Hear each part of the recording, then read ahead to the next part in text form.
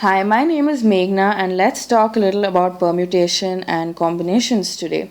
So, permutation denotes the several possible ways in which a number of things can be ordered or arranged. So, let's consider the possibility of having a 4-digit password. So, you need to create a 4-digit password, and typically in a password, you can repeat numbers. So, I can have a password that's 4444 or 1223. So there are really 10 different digits that I can put in my first space, anything from 0 to 9. So that's 10 possibilities that I can put in space number 1. And then similarly in space number 2 I also have 10 different possibilities, anything from 0 to 9. So also in my third space, and so in my fourth. So this is nothing but 10 to the power 4 when you write it mathematically.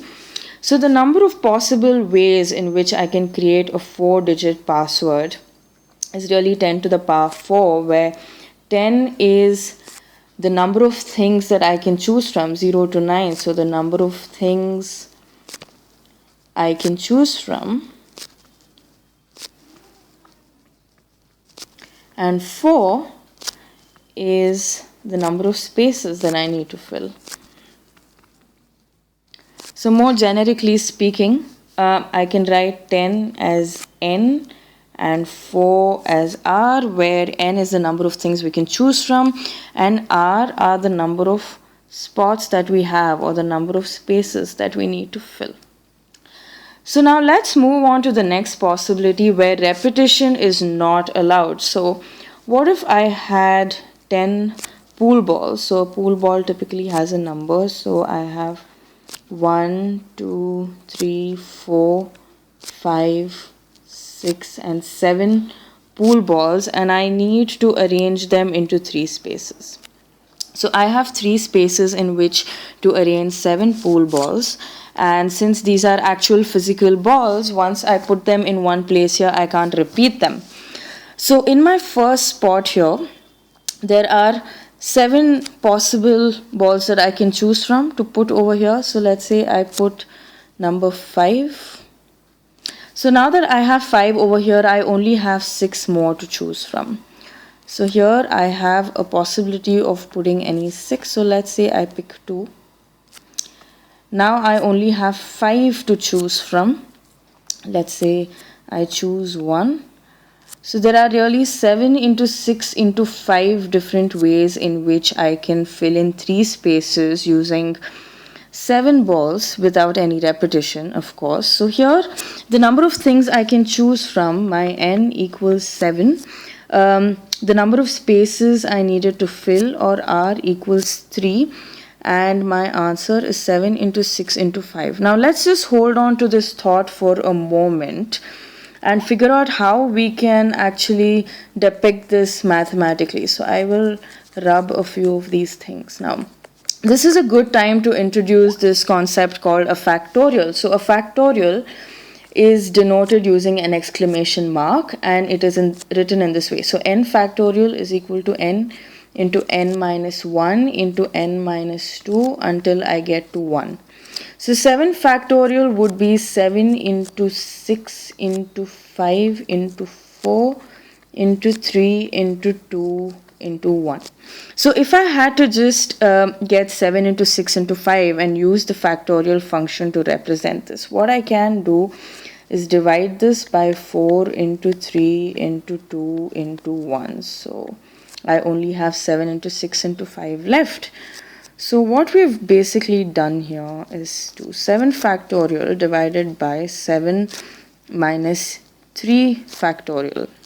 This, you will notice, is nothing but n factorial divided by n minus r factorial. So we've just got ourselves a formula to find out the number of possibilities when we do not have any repetition allowed. So permutation, no repetition.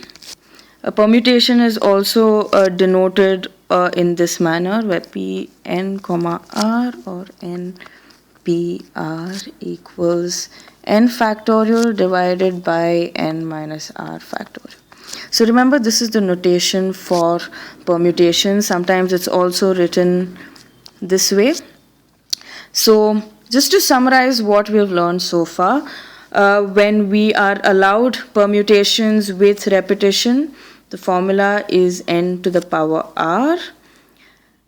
For permutations without repetitions, we have n factorial divided by n minus r factorial. So remember, when position matters, so P for position, P for permutation, you consider the permutation formulae or you think about permutation.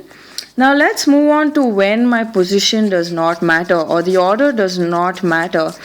And that is what we call combination. So combination, just as the English word suggests, is just a collection of items where the order is of no consequence to us. Just to go back a little bit, let's just use the permutation formula to maybe work something out. So let's say I have 10 students participating in a race. And in my race, I have 3 possible winners. They can come first, second, or third. Now, how many different ways can I have these 3 students win a race out of 10? So you will realize that this is a permutation because my order matters. I do care about who comes first, second, or third.